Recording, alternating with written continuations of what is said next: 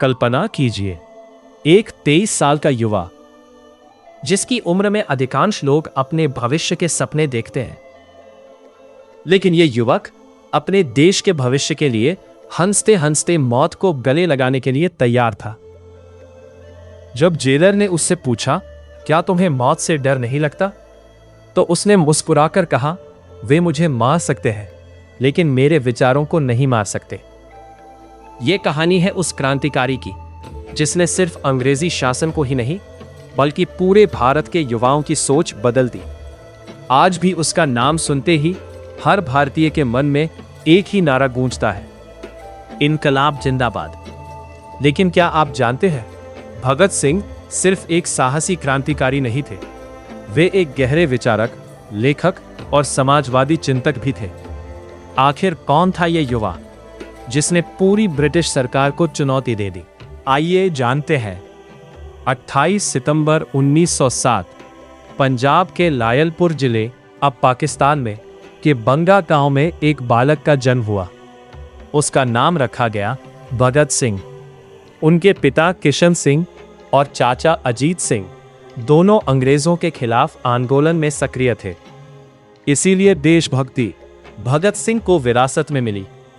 कहा जाता है कि बचपन में जब उनसे पूछा गया, बड़े होकर क्या बनोगे, तो उन्होंने जवाब दिया, मैं अंग्रेजों को भारत से बाहर निकालूंगा।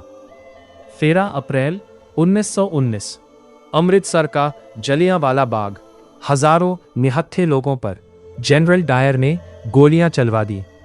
सैकड़ों लोग मारे गए। उस समय भगत सिंह मात्र 12 वर्ष के थे।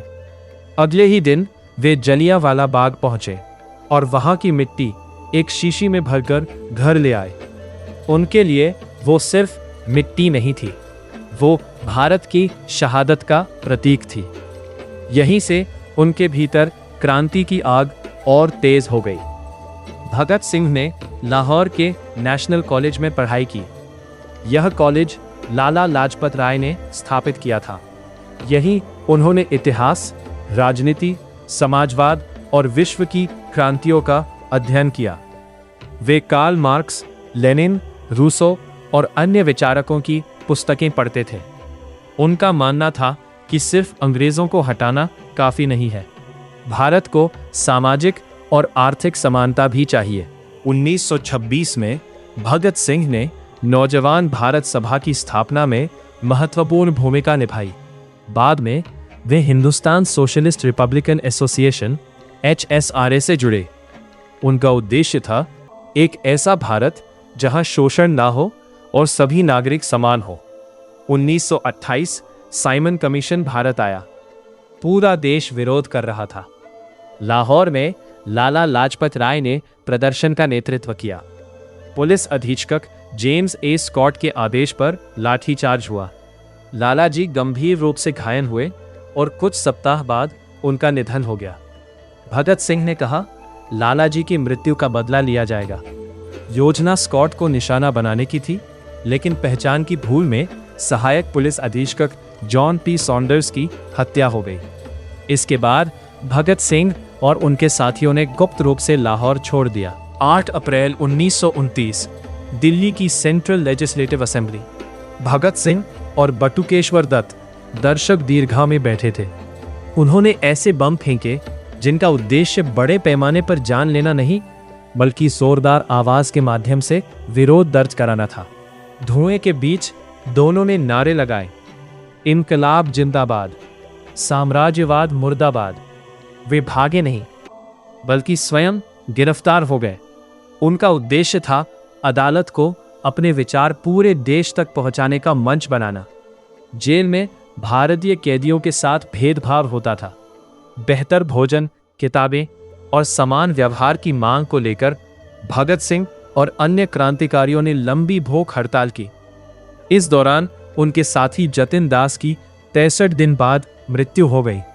इस घटना ने पूरे देश को झकझोर दिया। जेल में ही भगत सिंह ने अनेक लेख लिखे। उनका प्रसिद्ध निबंध मैं नास्तिक क्यों हूं आज भी व्यापक रूप से पढ़ा जाता है। लाहौर षड्यंत्र केस कई महीनों तक चला। आखिरकार भगत सिंह, राजगुरु और सुखदेव को फांसी की सजा सुनाई गई। 23 मार्च 1931 की शाम तीनों ने मुस्कुराते हुए फांसी के फंदे को गले लगाया। कहा जाता है कि वे अंतिम समय तक इनकलाब जिंदाबाद और साम्राज्यवाद मुर्दाबाद के नारे लगा रहे थे। उनकी उम्र सिर्फ 23 वर्ष थी। भगत सिंह केवल एक क्रांतिकारी नहीं थे, वे एक विचार थे। वे मानते थे कि सच्ची आज़ादी केवल राजनीतिक स्वतंत्रता नहीं, बल्कि सामाजिक न्याय, समानता और वैज्ञानिक सोच भी है। आज उनकी तस्वीर, उनकी टोपी और उनका नारा हर भारतीय के लिए प्रेरणा का प्रतीक है।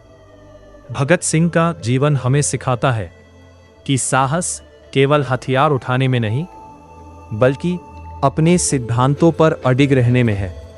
उन्होंने कहा था, जिंदगी अपने दम पर जी जाती है, दूसरों के कंधों पर तो सिर्फ जनाजे उठाए जाते हैं। ऐसे महान स्वतंत्रता सेनानी को शत शत नमन। अगर आपको ये ऑडियो पसंद आई हो तो ऑडियो को लाइक करें, अपने विचार कमेंट में लिखें और इतिहास से जुड़ी ऐसी ही तथ्यपूर्ण ऑडियो के लिए चैनल को सब्सक्राइब करना ना भूलें। जय हिंद।